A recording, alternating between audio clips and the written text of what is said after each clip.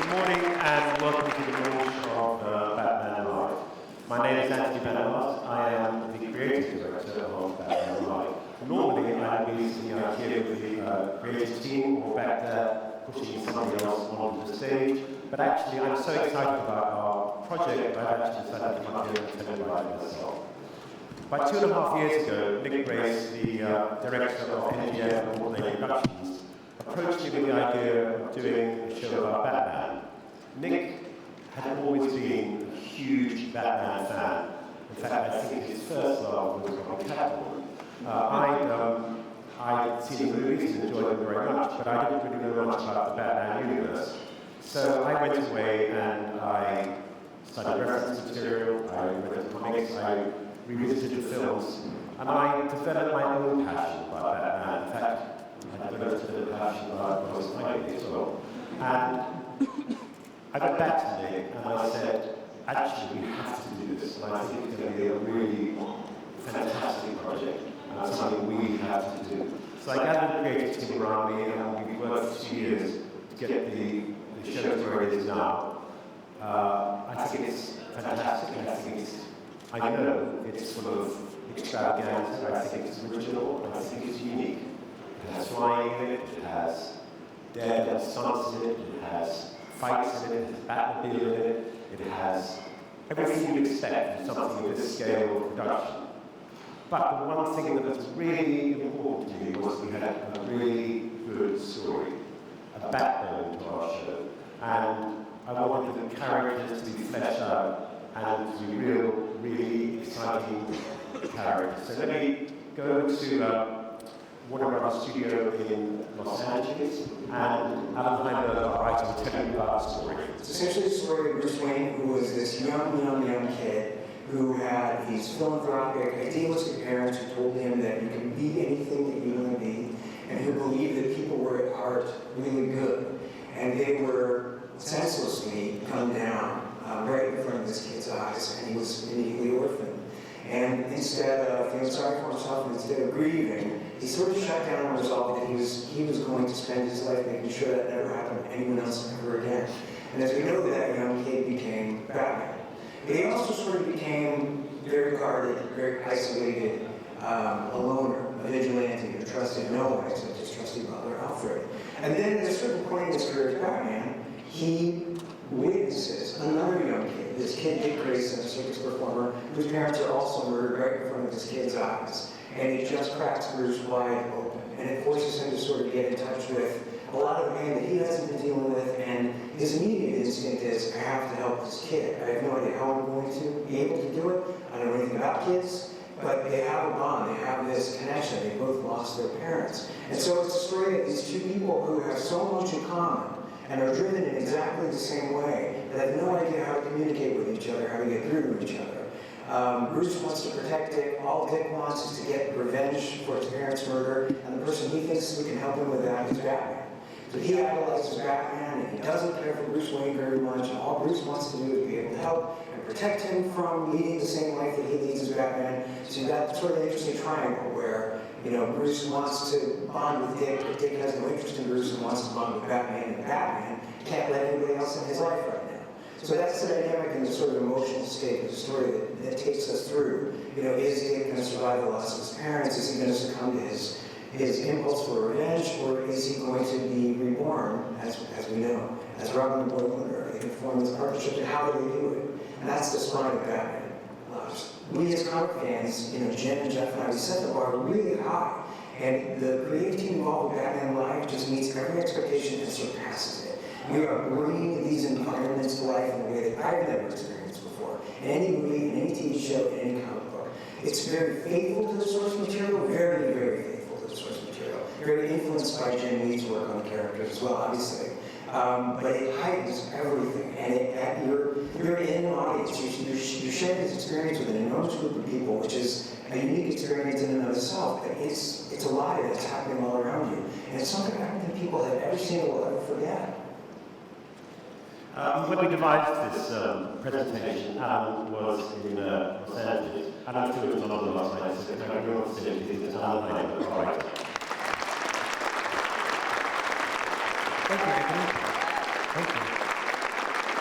I am very, very grateful to be here and delighted to be part and honored to be part of the creative team that's in charge of bringing Batman to life on stage for the very first time. And I remember when Anthony and I first met, my first question to him was, and I'll ask him again now, why an arena? Well, Adam, you've written an epic story, and I think it deserves to be in an arena, but nowhere else for it to be done but an arena. But I think the question in everybody's mind is, what is this show going to be like? Huge. And it's not a musical.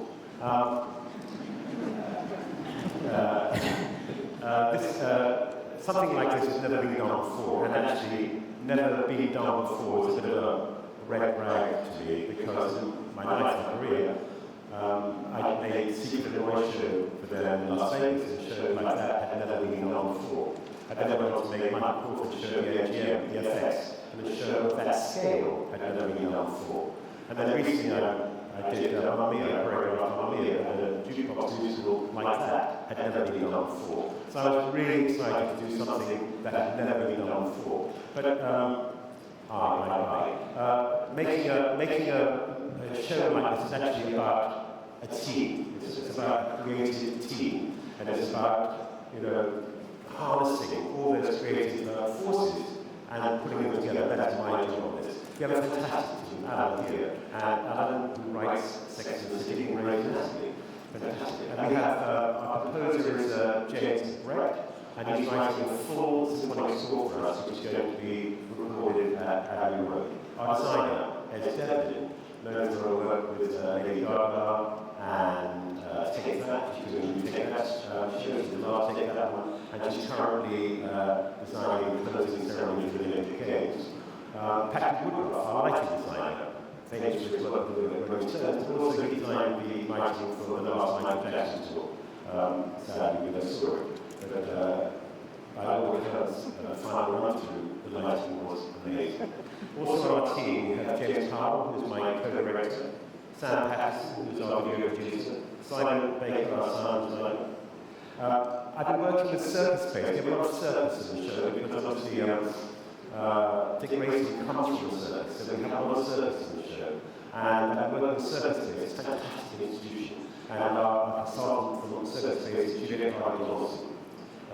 Kevin Curry is our flight director, Louis Hand is our casting director, and none of this would be possible without the greatest technical director in the world, Jake Berry.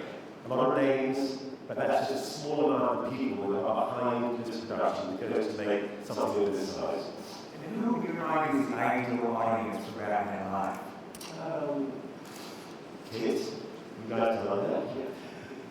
And I think kids, parents, families, and comic book fans. And there are idol movies. I think going to see Batman Live will be an event.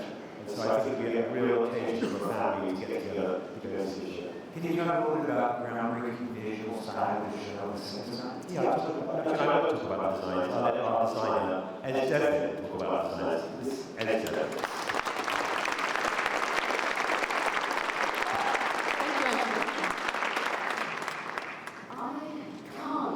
Too much about how the show is going to look. I have to. I've been told it contains some surprises for the opening night, as you can imagine. But what I wanted to do is show you just 3 or 4 images from our virtual model of stage design. And what I have to tell you is that we don't normally share these beyond the core production team. These really are meant to demonstrate the design to the members of the team, to the lighting designers, the prop makers, the set construction. But I want to share a few of them to give you an idea of how this is going to look. What's absolutely crucial to us is that the minute our audience enter the arena, they are straight away entirely immersed in the world of Gotham City.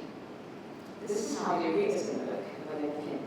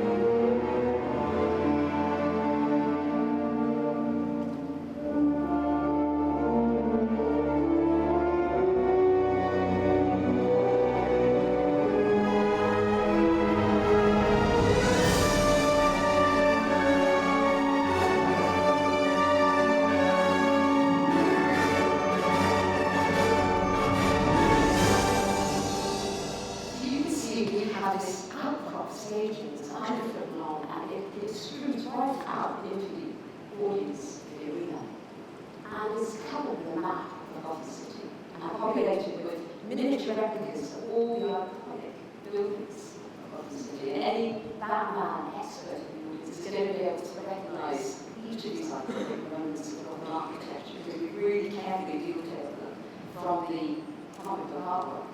And during our 40-minute pre-show that the audience is going to walk into, we have this soundscape of Gotham sounds. There'll be the sounds of cars, alarms, sirens, there'll be helicopters that are right over the heads of the audience, and blimps, and the bat signal will be making its way right around the crowd. We have a 100-foot wide bat-shaped LED screen, and we're composing brand new original hand-drawn animations. And we're working constantly to fuse the two-dimensional work on the screen with the three-dimensional stage elements.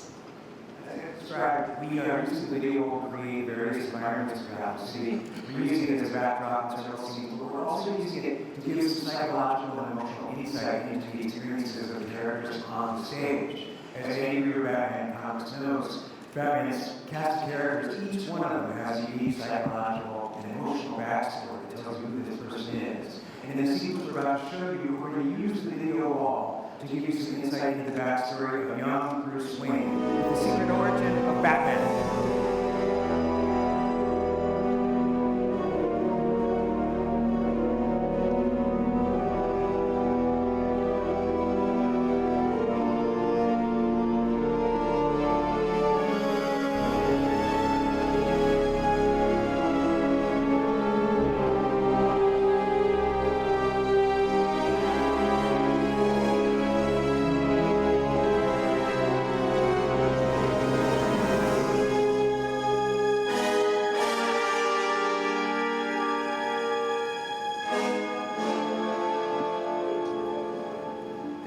Batman's story have been around for over 7 decades. They've been drawn, redrawn, reinterpreted by hundreds. It's profound with extraordinary graphic artists. And what we have to do is narrow down our sphere of influence. We have to choose just one graphic artist to influence the entire style of the costumes, the scenery, the animations, so that it will be unified. And we will agree straight away, it has to be Jim Lee. He's a kind of superstar of the comic book world. His take on Batman, we think, is both contemporary and definitive. Some of his iconic artworks you're seeing here, and now he's going to talk to us from the wonder years of Hollywood. Ever since I was a little kid, I was always drawn to comic books, literally. I remember, sitting on the kitchen floor, my parents' home, drawing these characters. And, drawing Batman in particular was real exciting, because when you draw these characters, you actually become the characters. You're sort of, experiencing the stories that you're drawing. And in particular, Batman, because he's a character that doesn't have superpowers, something you really do feel like, certainly as a kid, you could be Batman, right? If I just put on a cape and went outside, I could fight crime. If I just souped up my parents' car, that could be the Batmobile. And I just remember, spending days just, lying on the floor, just drawing these adventures, drawing Batman, drawing my own Batcave, drawing my own villains. So, it's something that, when I draw a character now as a professional, I definitely tap into that kind of childhood nostalgia and that kind of feeling I had, because to me, that was like kind of the magic of comic books. It's that teleportation into a different universe. Batman is a character that, took on the cowl because his parents were murdered. And, he goes through this great sacrifice to become this ultimate hero. But he's a hero that's just like you or me. He's a character without superpowers, right? He's a guy that just studied hard, lifted up apparently a lot of weights, became a billionaire, to my point. But, he did all these things that you and I could achieve. And then on top of it, he puts on this cowl to fight crime at night. So, he's a character that everyone can aspire to. It's something that, your parents can enjoy, your kids can enjoy, and it just has that kind of cool factor to it, because it's super villains and superheroes, and it's set in this incredible world, which is Gotham City. To me, it's a great experience. We take our kids to these kinds of things, and again, really underscores how real Batman is, right? To see a character in a Batman costume duking out on stage is something that would not work with a lot of other superheroes that have powers that enable them to fly, lift up cars, and throw them. Batman is in our world, slightly different, but in our world, it's something that's very believable. And being able to go to a production and see that, performed in front of you, really underscores the fact that this that Batman is a character that could very well exist. I think it's going to be something that we haven't seen before, and I think that's the real selling point here, is that it's not just CGI. They're going to be really clever about all the ways they can tell a story through live action, through digital experiences, through the backdrop, through things that are pre-filmed, and I think they're going to create something that's very unique. Ed, you work with many major rock stars. How does working with Batman compare to working with Tim and Lady Gaga? It's true that I will usually work with pop singers and pop stars than with comic book superheroes, but you could probably argue that there's no greater rock star than Batman. Lady Gaga might even have to concur with that. But what's true is, like, I worked a lot in arenas, and as you know, arenas are primarily designed for sporting events. They work brilliantly to make sure a massive audience can congregate and focus as one on the minutiae of the movement of football. And pop stars have taken arenas and begun to do their shows in them, of course, and they've tapped in to this glorious sense of mass focus. And I think what's new here and what we're doing is the telling of a story at such a colossal scale. We're using the spectacle and the scale of an arena show to deliver the emotional truth of each storytelling moment.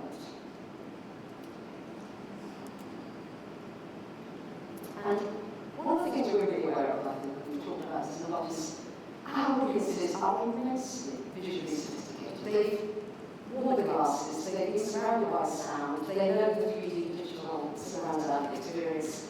And I think what we've created here is a kind of sculptural pop art.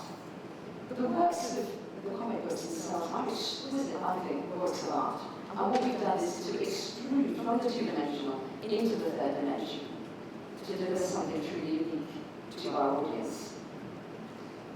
Each of our setups develops its own surprises. So the Gotham example you saw earlier, from that we spring out into the euphoria and the colour of King's Circus.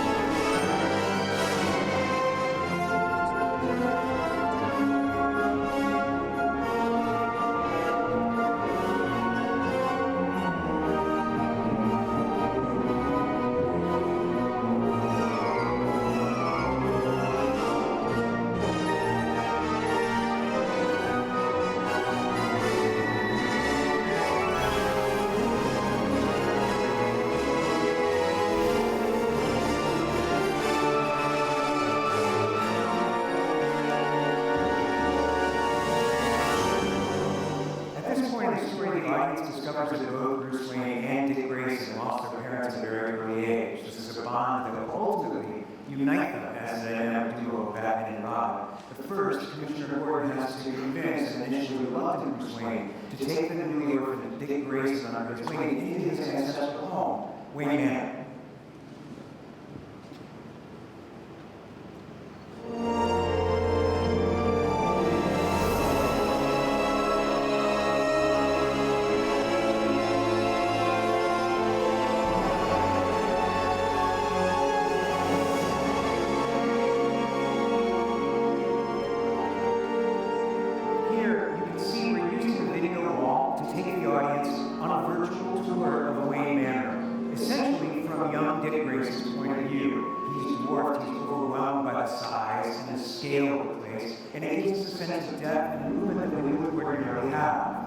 This scene is a very intimate scene between Bruce Wayne and Dick Grayson. It's all about trust. And that kind of intimate scene would be lost completely in an arena that has this very cleverly staged with a forced perspective Alice in Wonderland style depiction of the scene, which serves to elevate it and isolate it. When Dick finally earns Bruce's trust, he shows him Wayne Manor's greatest secret, the secret that lies below, in the Batcave.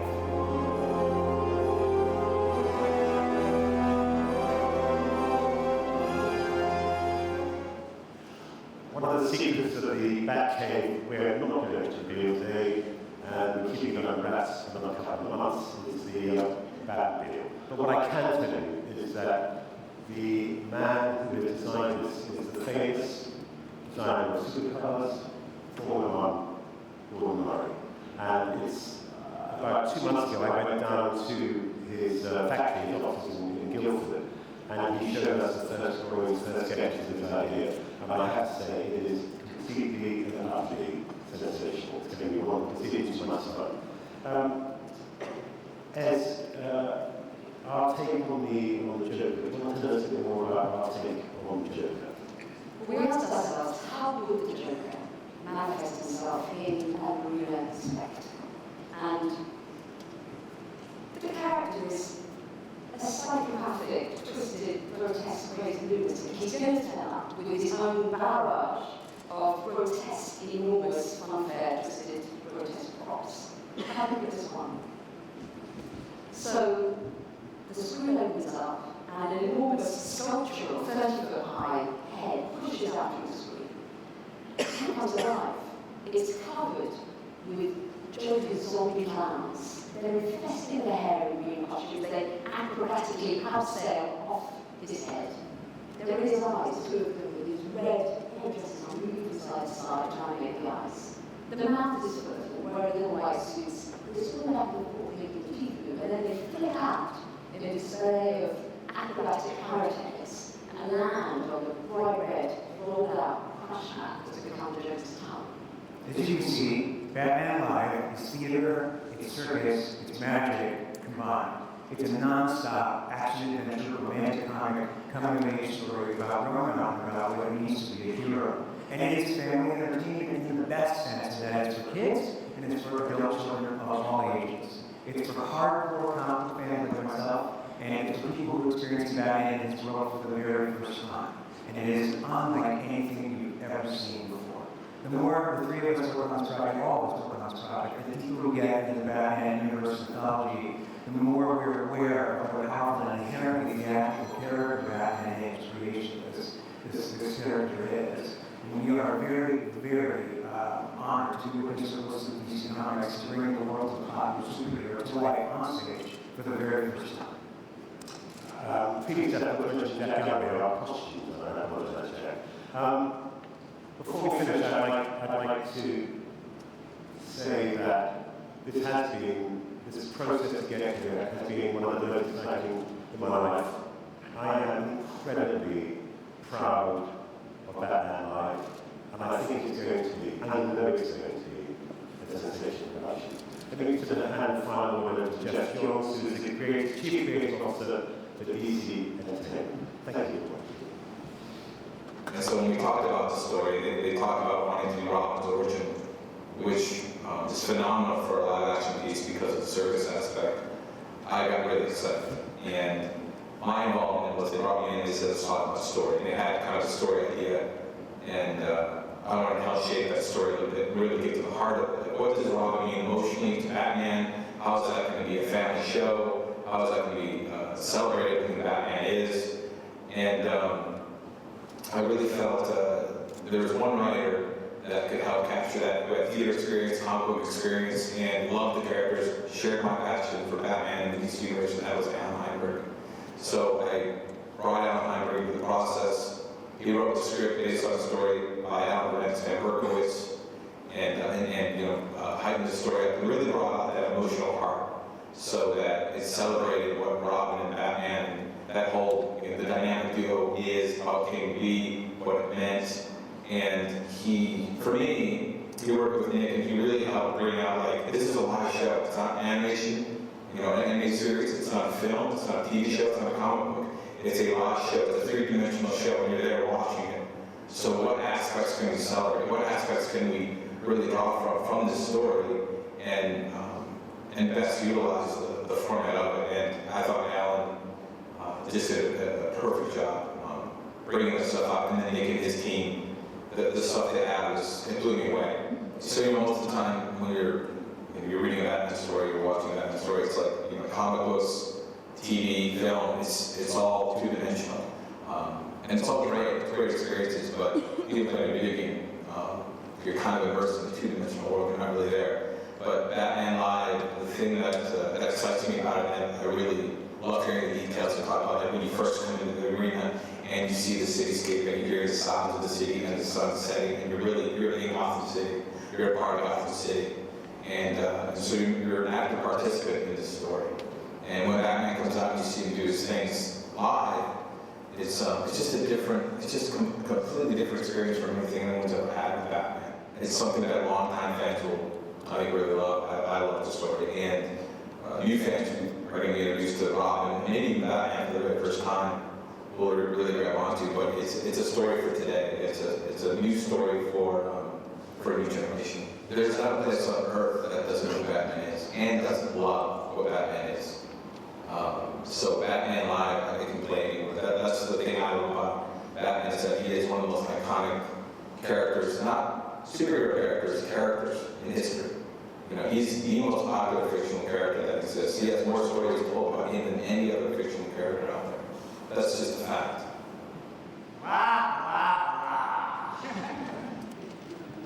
Enough about the Bat! You people think it's all about that. Let me tell you something, kids. Without me,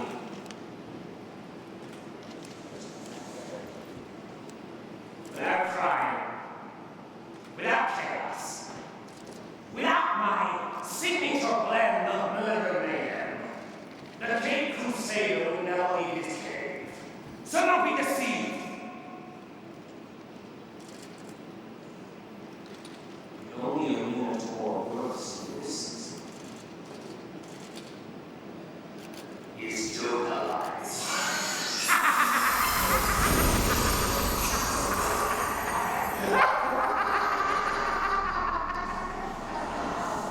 That's right. It's me.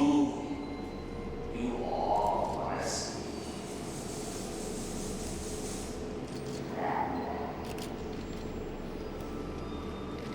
So boring. So predictable! No. He's gonna do the right thing. But me,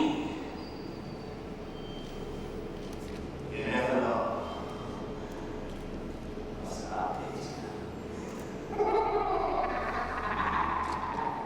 Allow me to introduce my extremely accomplished accomplice.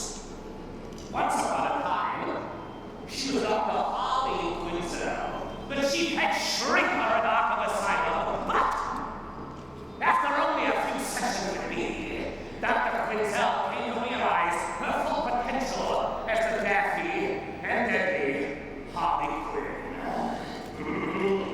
My associate, Edward Nigma, was blessed with genius level intellect. But the poor boy is cursed with compulsion gluttony and everybody else will know about it. It's not enough for Eddie to stage a perfect crime. He gets his hits by leaving cryptic clues behind, puzzling the police. As the Riddler.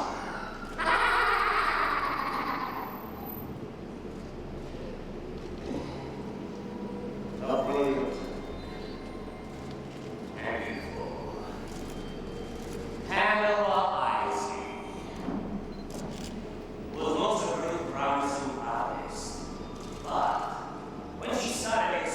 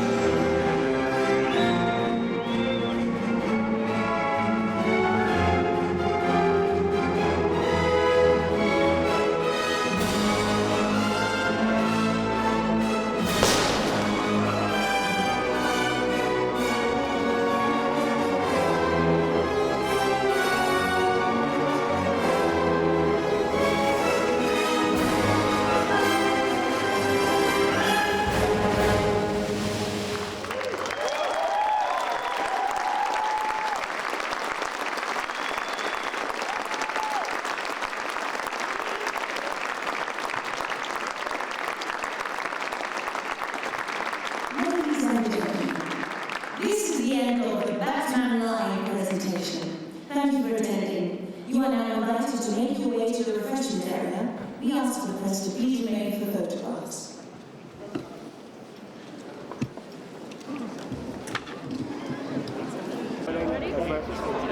Okay, so we've just seen you give a presentation, but can you tell me a little bit about how this all began and how you got involved? Yes, I was brought into the process in November.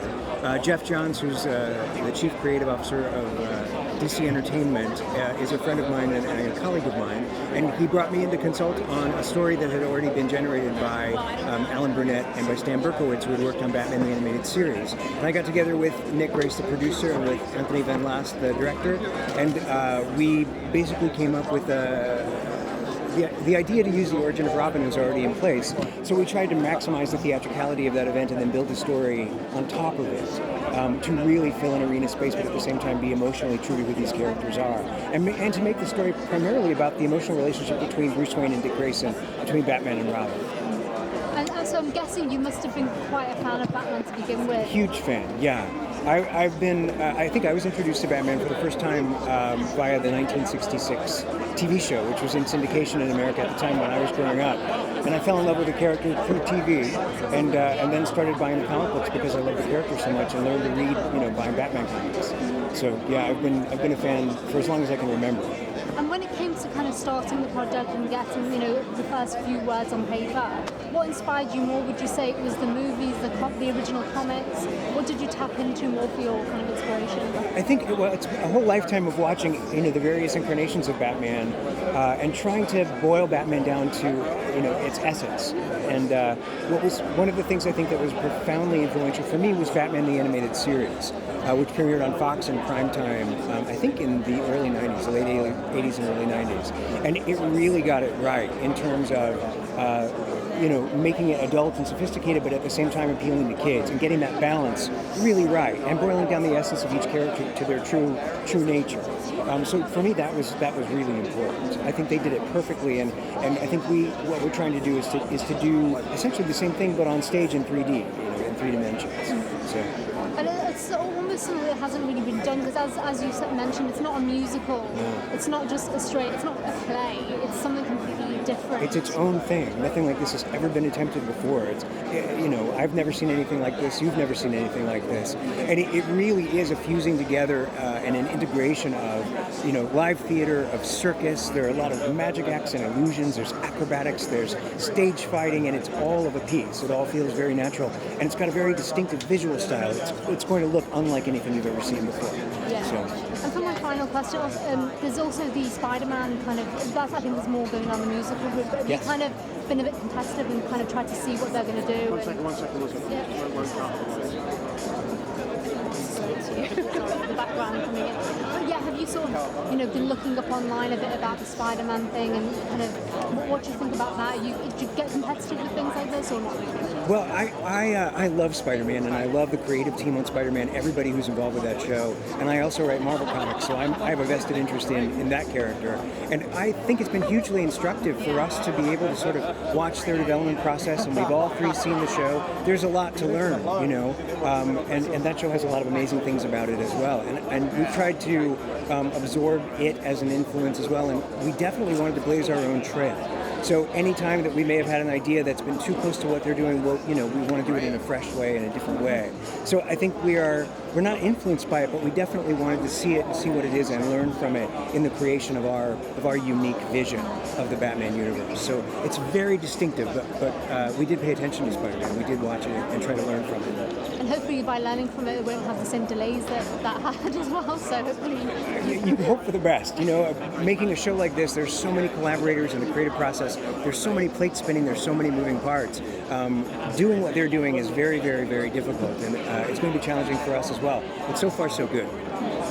We all look forward to it. I hope so. I hope you come and see it. Yes, definitely. Thank you very much. Thank you very much. Thank you. Cheers. Thank you. I'm Zara from the Associated Press. Hi. Nice to meet you. Thank you. Yeah.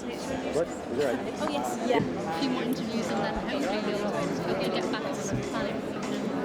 Get back to New York. Yeah. Ready? Yeah. Great. Well, congratulations on what we've just seen. It looks like it's going to be a spectacular show. Quite a challenge, from what we've seen. Are you stressed out? Are you nervous? How are you feeling in the run-up to this? it's a really big show, and something like this has never been done before.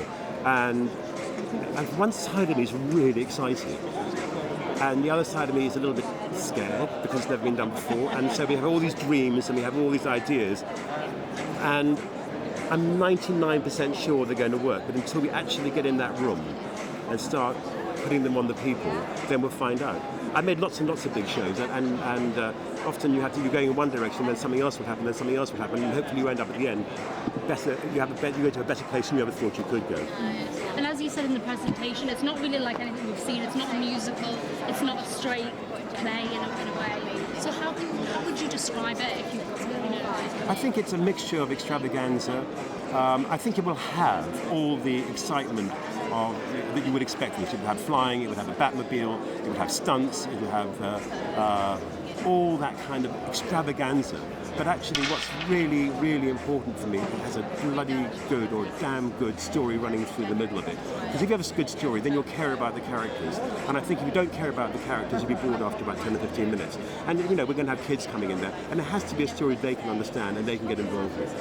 And when you kind of came into the project and started researching Batman, I mean, did you find that you were more inspired by the original comics or the movies? I mean, what kind of did you draw? Well, it was interesting, really, because I've never been a comic book reader. I mean, I'm quite old. When I was at school, we weren't allowed to read comics. So by the time I left school at 18, the comics were banned. And so by the time I left school at 18, I sort of never, I was into books. I think I really loved reading comics. And funnily enough, because I'd never read comics, it took me a while to actually understand how to read a comic. But actually the layout of the comic is so interesting. You get a small picture here and then the relevance of a big picture. And in a way, we've taken that and put that into our show. So we have a big, huge screen at the back. And so we're sort of making it like a comic. Visually, it would be like a comic. And how do you describe it? How would you describe it? It's something new. It's never been done before. But hopefully it's going to be a fine piece of theatre. And also there's a Spider-Man production, which I know is very different to what this is going to be. But have you kind of looked at that at all and sort of tried to suss out the competition, I guess? I've seen Spider-Man in New York, and because I'm living in New York, and it's very different. It's a musical, so they have other huge, huge problems. Making a musical is a very different challenge to making a show the way we're making it. And I think Spider-Man's had a really bad rap, because actually it's very good. And I think it's just getting a lot of negative publicity at the moment. And I think that actually I would recommend anyone go and see it myself. I think it's fantastic. We're very different. The way we're doing it is very different. I mean, we're using a whole different vocabulary. The only similarity is they're heroes, and one of them is a superhero, and ours is not a superhero. Ours is an ordinary bloke, just Batman. Just like us. Yeah. Thank you very much indeed. Thank you.